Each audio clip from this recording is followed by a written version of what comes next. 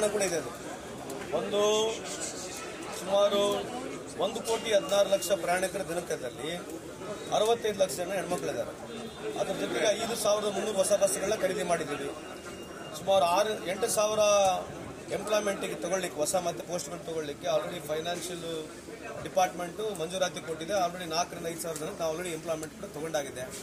ಹೊಸ ಬಸ್ಗಳು ಮಾಡಬೇಕು, ಹೊಸ ಜನರನ್ನ ತಗೋಬೇಕು. ಹಂಗಾಗಿ ಈ ದರ ಏರಿಕೆ ಇರತಕ್ಕಂಥದ್ದು ಏನು ಅನ್ಸೈಂಟಿಫಿಕ್ ಆಗಿ ಮಾಡಿರ್ತಕ್ಕಂಥದ್ದು ಒಂದಲ್ಲ. ಇವತ್ತೇನು ಬಿಜೆಪಿಯವರು ಈ ದರ ಏರಿಕೆ ಬಗ್ಗೆ ಮಾತನಾಡ್ತಿದ್ದಾರೆ, ಸ್ವಲ್ಪ ಏನನ್ನ ಅವ್ರು ಇದ್ರ ಬಗ್ಗೆ ಚರ್ಚೆಗೆ ಬಂದ್ರೆ ಮಾತಾಡೋಣ. ನಾನು ಬಹಳ ಸಲ ಮಾತನಾಡಿದ್ದೀನಿ. ಯಾಕೆ ಆಗ್ತಾ ಇದೆ ಅಂತಂದ್ರೆ, ಡೀಸೆಲ್ ಪೆಟ್ರೋಲ್ ಇವತ್ತು ಕೇಂದ್ರ ಸರ್ಕಾರ ಮನಸ್ಸು ಮಾಡಿದ್ರೆ ಅವರು 40 ರೂಪಾಯಿಗೆ 30 ರೂಪಾಯಿ ಕೊಡ್ಬೋದು. ಇವತ್ತು ಕೇಂದ್ರ ಸರ್ಕಾರ ಮನಸ್ಸು ಮಾಡಿದ್ರೆ ಡೀಸೆಲ್ ಪೆಟ್ರೋಲ್ 40 ರೂಪಾಯಿಗೆ 30 ರೂಪಾಯಿಗೆ ಕೊಡ್ತಕ್ಕಂಥ ಸಾಧ್ಯತೆ ಇದೆ. ಯಾಕೆ ಹೇಳ್ತಾ ಇದ್ದೀನಿ ಈ ಮಾತಂತಂದ್ರೆ, ನಾವು ನಮ್ಮ ಅವಧಿಯಲ್ಲಿ,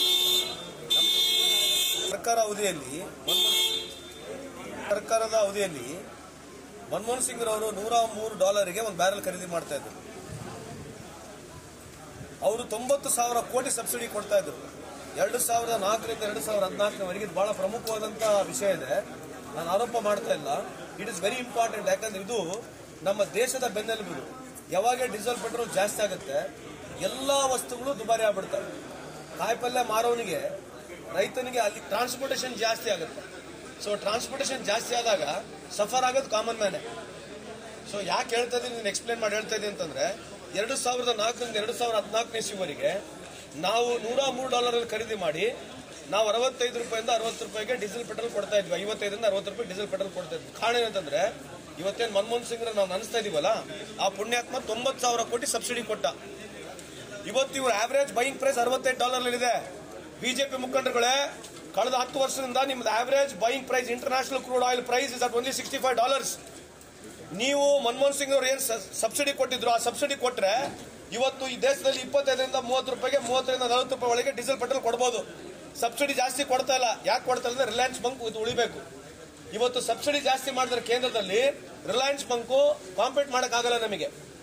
if increases subsidy, if Modiji increases subsidy to what level mister Manmohan Singh use to give, ಆ ಸಬ್ಸಿಡಿ ಕೊಟ್ರೆ ಇವತ್ತು ಇರ್ತಕ್ಕಂಥ ಭಾರತ ದೇಶದಲ್ಲಿ ಇರ್ತಕ್ಕಂಥ ರಿಲಯನ್ಸ್ ಬಂಕ್ಗಳೆಲ್ಲ ಮುಚ್ಚೋಗ್ತವೆ. ಸಬ್ಸಿಡಿ ಜಾಸ್ತಿ ಕೊಟ್ಟ ತಕ್ಷಣ ನಮ್ಮೆಲ್ಲರಿಗೆ ಬೆಲೆ ಏರಿಕೆ ಕಮ್ಮಿ ಆಗುತ್ತೆ. ಸಿಮೆಂಟ್ ಆಗಿರಲಿ, ಸ್ಟೀಲ್ ಆಗಿರಲಿ, ಕಾಯಿಪಲ್ಯ ಆಗಿರಲಿ, ಎಲ್ಲ ಟ್ರಾನ್ಸ್ಪೋರ್ಟ್ ರಿಲೇಟೆಡ್ ಎಲ್ಲ ಕಮ್ಮಿ ಆಗ್ತವೆ. ಹಂಗಾಗಿ ಬಿಜೆಪಿ ಮುಖಂಡರಿಗೆ ಹೋಗಿ ಹೇಳಕ್ ಕೇಳ್ರಿ, ಸರ್ ಕೇಂದ್ರ ಸರ್ಕಾರದಲ್ಲಿ ಮನಮೋಹನ್ ಸಿಂಗ್ ಇಂದ ಈ ತರ ಮಾಡಿದ್ದಾರೆ, ನೀವು ಕಮ್ಮಿ ಮಾಡ್ರಿ, ನಾವು ಕಮ್ಮಿ ಮಾಡ್ತೀವಿ. ಇದು ನಮ್ದಾಯ್ತು. ಗುಜರಾತ್ನಲ್ಲಿ, ಯುಪಿನಲ್ಲಿ, ಬಿಹಾರ್ನಲ್ಲಿ ಏನಿದೆ, ಇವತ್ತು 65 ಲಕ್ಷ ಹೆಣ್ಮಕ್ಳಿಗೆ ನಾವು ಫ್ರೀಯಾಗಿ ಪ್ರಯಾಣ ಮಾಡಿಸ್ತಿಲ್ವಾ? Somewhere the cost bearing has to come. ಎಲ್ಲದಕ್ಕೂ ಬರೋದು ಸ್ಟ್ರೈಕ್ ಮಾಡೋದು, ಎಲ್ಲದಕ್ಕೂ ಬರೋದು ಸ್ಟ್ರೈಕ್ ಮಾಡಿದ್ರೆ ಮತ್ತೆ GST ಮೇಲೆ ಸ್ಟ್ರೈಕ್ ಮಾಡಲಿಲ್ಲ ಮೊನ್ನೆ? ಯಾಕವರು ಸೆಕೆಂಡ್ ಹ್ಯಾಂಡ್ ಗಾಡಿಗಳ ಮೇಲೆ ಮತ್ತೆ GST ಹಾಕಿದ್ರಲ್ಲ, ಅವಾಗ ಯಾಕೆ ಏನಿತ್ತು? ಇವ್ರಿಗೆ ಸುಮ್ಮನೆ ಇರ್ಬೇಕು. ಅವಾಗ why did they impose? Second hand vehicle ಖರೀದಿ ಮೇಲೆ GST ಯಾಕೆ ಇಂಪೋಸ್ ಮಾಡಿದ್ರೆ? ನೀವು ಯಾರನ್ನ ಕೇಳಿದ್ರೆ ಹೋಗಿ ಅವರಿಗೆ? Did you ask them question? ಕೇಳ್ರಿ ಅವ್ರಿಗೆ, ಯಾಕೆ ಉತ್ತರ ಕೊಡಬಾರ್ದು ಅದಕ್ಕೆ? ನಿರ್ಮಲಾ ಸೀತಾರಾಮನ್ ಅವ್ರು ಬಂದು ಹೇಳಿದ್ರಲ್ಲ, ಮೈ ಪ್ಯಾಜ್ ನೈ ಖಾತಿ ಹೂ ಮೈ ಅಂದ್ರೆ ಉಳ್ಳಾಗಡ್ಡಿ ತಿನ್ನಂಗಲ್ಲ ನೀವು ಯಾರು? ನೀವು ತಿನ್ನಂಗಿಲ್ಲ ಉಳ್ಳಾಗಡ್ಡಿ. ಈ ತರ ಯಾರನ್ನ ಮಾತಾಡ್ಬೋದು ಫೈನಾನ್ಸ್ ಮಿನಿಸ್ಟರ್? ಅದು ಪಾರ್ಲಿಮೆಂಟ್ ಅಲ್ಲಿ ಹೇಳ್ತಾರೆ, I don't come from such family where I will not eat onion, ಮೈ ಪ್ಯಾಜ್ ನೈ ಖಾತಿ. ಈ ತರ ಹೇಳೋ ಆರ್ಕೆ ಉತ್ತರ ಹೇಳೋಬಿಡೋದಾ? ಏನ್ ಇವ್ರು ಏನ್ ಮಾತಾಡಿದ್ರೆ ನಡೀತೇನ್ರಿ? ನೋಡ್ರಿ, ಈ ದೇಶಕ್ಕೆ ಒಳ್ಳೆ ಹೊಡಿತಕ್ಕಂಥ ಕೆಲಸ ಬಿಜೆಪಿ ಮಾಡ್ತಾ ಇದೆ. ಕೇಂದ್ರ ಸರ್ಕಾರದ ದುಬಾರಿ ಏನು ಆಗಿರ್ತಕ್ಕಂಥ ಈ ರಾಜ್ಯಗಳು ಸಫರ್ ಆಗ್ತಕ್ಕಂಥದ್ದು ಬಿಕಾಸ್ ಆಫ್ ಸೆಂಟ್ರಲ್ ಗವರ್ಮೆಂಟ್ ಪಾಲಿಸಿನೇ. ನಾಳೆ ಸಬ್ಸಿಡಿ ಜಾಸ್ತಿ ಮಾಡಿಕೊಡ್ರಿ. ಯಾಕೆ ಮಾಡಬಾರ್ದು ಸಬ್ಸಿಡಿ ಜಾಸ್ತಿ? ನೀವು ಪ್ರೆಸಿಡೆಂಟ್ ಇರ್ತಕ್ಕಂಥ ನಮ್ಮ ಸರ್ಕಾರಗಳು 90,000 ಕೋಟಿ ಇವರು ಸಬ್ಸಿಡಿ ಕೊಟ್ಟಿದ್ರೆ international fuel price, buying price, oil price ಕಮ್ಮಿ ಇತ್ತು. ಕೊಟ್ಟಿದ್ರೆ ಇವತ್ತು ನಮಗೆಲ್ಲ 30 ರೂಪಾಯಿ 40 ರೂಪಾಯಿಗೆ ಡೀಸೆಲ್ ಪೆಟ್ರೋಲ್ ಸಿಗ್ತಾ ಇತ್ತು. ಇದೇ ಇರತಕ್ಕಂಥ ಇಶ್ಯೂ. ಇದ್ರ ಬಗ್ಗೆ ಚರ್ಚೆ ಮಾಡಿ ಕೇಳಿರ್ಬೇಕು. ಉಚಿತವಾಗಿ ಕೊಡ್ತಾರೆ, ಮತ್ತೊಂದ್ ಕಡೆ ಕಿತ್ಕೊಳಕತ್ತಾರ, ಪ್ರೈಸ್ ಹೈಕ್ ಮಾಡಿ ಅಂತ. ಏನ್ ಉಚಿತವಾಗಿ ಕೊಡೋದು? ಏನ್ ಪ್ರೈಸ್ ಅಪ್ಪ ಅಂದ್ರೆ ಮಹಿಳೆಯರಿಗೆ ಫ್ರೀ ಕೊಡ್ತಾರ? ಅಲ್ರಿ, ನಾವು ಕೊಟ್ಟಾರ ಕೊಡ್ತಿದ್ವಿ, ಇವ್ರೇನ್ ಕೊಟ್ಟಾರ? ಬರೀ ಕಿತ್ಕೊಳ್ಳೋದೇ ಇತ್ತಲ್ಲ ಇವ್ರದ್ದು. ನಾವು ಏನಾರ ಕೊಟ್ಟಿದ್ದು, ಇವ್ರೇನ್ ಕೊಟ್ಟಿದ್ದಾರೆ? ಇವ್ರೇನ ಕೊಟ್ಟಿದ್ದಾರೆ ಇಲ್ಲಿವರೆಗೆ? ಯಾವ್ದನ ಫ್ರೀ ಬೀಸ್ ಇದೆ ಅವ್ರದ್ದು? ಈಗೇನು ಮೋದಿ ಕಿ ಗ್ಯಾರಂಟಿ ಅಂತ 80 ಕೋಟಿ ಜನಕ್ಕೆ ಅಕ್ಕಿ ಕೊಡ್ತದಲ್ಲ, ಯಾರು ಕೊಟ್ಟಿರೋದು ಅದು? ಮೋದಿ ಕಿ ಗ್ಯಾರಂಟಿ ಭಾಷಣಗಳು ಬಿದ್ದಿರಲ್ಲ ಪಾರ್ಲಿಮೆಂಟ್ ಟೈಮ್ ನಲ್ಲಿ, ಯಾರು ಮಾಡಿರೋದು ಕಾರ್ಯಕ್ರಮ? ಈ ದೇಶದಲ್ಲಿ 1,10,000 ಕೋಟಿ 1,10,000 crores ಏನು ಕೇಂದ್ರದಲ್ಲಿ ಬಜೆಟ್ ಇಟ್ಟು ಆಹಾರ ಭದ್ರತೆ ಕಾನೂನು ಅಂತಂದ್ರು.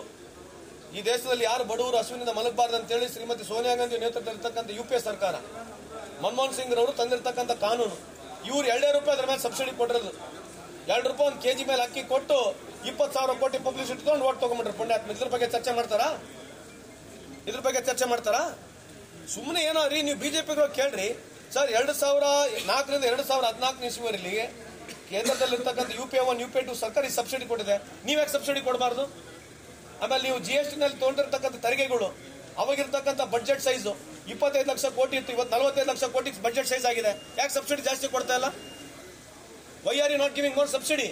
When you yourself will say your turnover has gone high, your revenue resources has gone high, revenue resources ಕೇಂದ್ರ ಸರ್ಕಾರಕ್ಕೆ ಜಾಸ್ತಿ ಆದ್ಮೇಲೆ ನೀವ್ಯಾಕೆ ಸಬ್ಸಿಡಿ ಕೊಡ್ತಾ ಇಲ್ಲ? Why are you not giving? Priyanka Kharge ನಿವಾಸದ ಸುಮ್ಮನೆ ಅದನ್ನ ಯಾಕೆ ಹೆಂಗ್ ಮಾಡ್ತಾರೆ ನಮ್ಮನ್ನ? ದಯಮಾಡಿ ಸರ್, ಊಟಕ್ಕೆ ಕರೆದಾರ ಸರ್. DK ಶಿವಕುಮಾರ್ ಇಲ್ದಾಗ ಎಲ್ಲರನ್ನೂ ಕೂಡಿಸಾರಲ್ಲ, ಅದು ಇಶ್ಯೂ ಆಗಿರೋದು.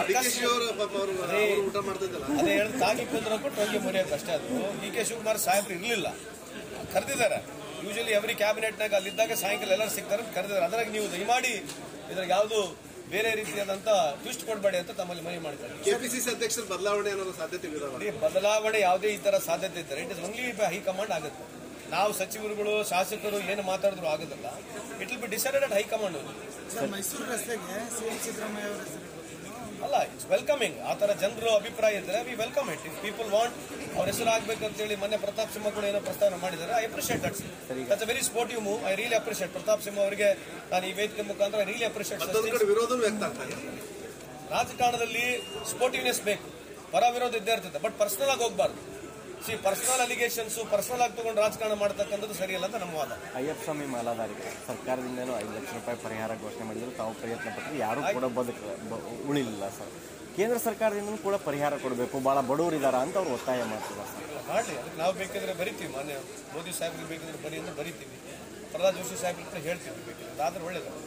ಇಲ್ಲಿ ರಾಜ್ಯ ಸರ್ಕಾರದಿಂದ ಹೆಚ್ಚುವರಿ ಪರಿಹಾರ ಇದು ಸ್ಪೆಷಲ್ ಕೇಸ್ ಅಂತ ಮಾಡಿದ್ದೀವಿ. ಮುಂದೆ ಮತ್ತೆ CM ಮಾತಾಡಿ ನೋಡ್ತೀವಿ. Okay, thank you. ಸರ್ಕಾರ ಏನು ರೈಲ್ವೆ ಮಿನಿಸ್ಟರ್ ಇದಾರಲ್ಲ, ಅವ್ರ ಮನೆ ಮುಂದೆ ಬಂದು ಮಾಡಕ್ಕೆ ಹೇಳಿ ಸ್ಟ್ರೈಕ್. ಕಳೆದ 1 ವರ್ಷದಲ್ಲಿ 200 ಆಕ್ಸಿಡೆಂಟ್ಗಳಾಗಿದ್ದಾವೆ, ಸಾವಿರಾರು ಜನ ಜೀವ ಕಳ್ಕೊಂಡಾರೆ. ನೀವು ಯಾಕೆ 28 ಜನ ಈ ದೇಶದಲ್ಲಿ ಪತ್ರಕರ್ತರ ಮರ್ಡರ್ ಆಗಿದೆ?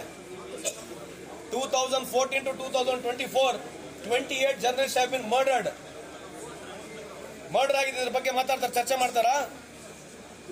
ಇದ್ರ ಬಗ್ಗೆ ಚರ್ಚೆ ಮಾಡ್ತಾರೆ ಬಿಜೆಪಿಯವರು? ಮೊನ್ನೆ ಛತ್ತೀಸ್ಗಢ ಒಬ್ಬ ಜರ್ನಲಿಸ್ಟ್ ಮರ್ಡರ್ ಆದ, ಇದ್ರ ಬಗ್ಗೆ ಚರ್ಚೆ ಮಾಡ್ತಾರಾ? ನೋಡ್ರಿ, ಅದು ಇರ್ರೆಲೆವೆಂಟ್ ಇದೆ.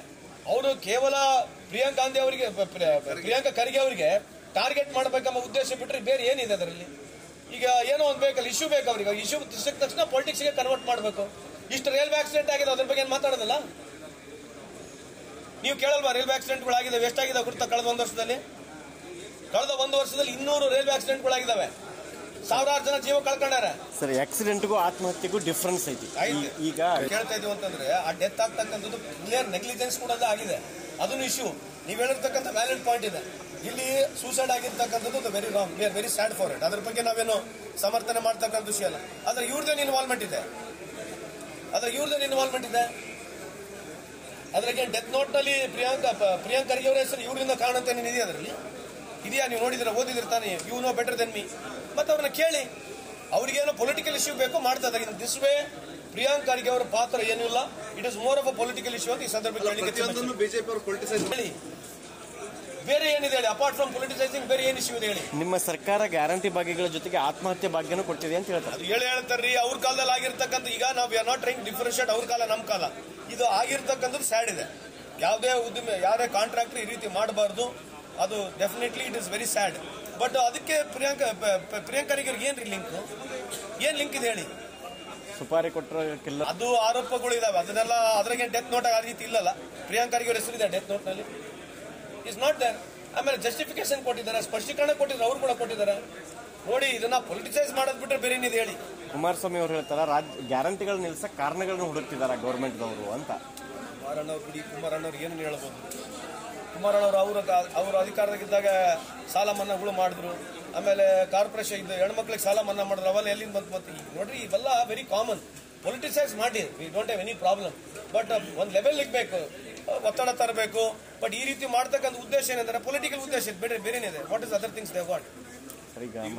BRTS ಹುಬ್ಬಳ್ಳಿನಲ್ಲಿ ಇರ್ತಕ್ಕಂಥ ಹುಬ್ಬಳ್ಳಿ ಧಾರವಾಡ ರಸ್ತೆ ಇದೆ, ಅದಕ್ಕೆ ಪ್ರಾಬ್ಲಮ್ ಇದೆ ಅಂತ ಹೇಳಿ ಬಹಳಷ್ಟು ಜನರು ಬಹಳ ವರ್ಷದಿಂದ ಇದು ನಮ್ಮ ಹೋರಾಟ ಇದೆ.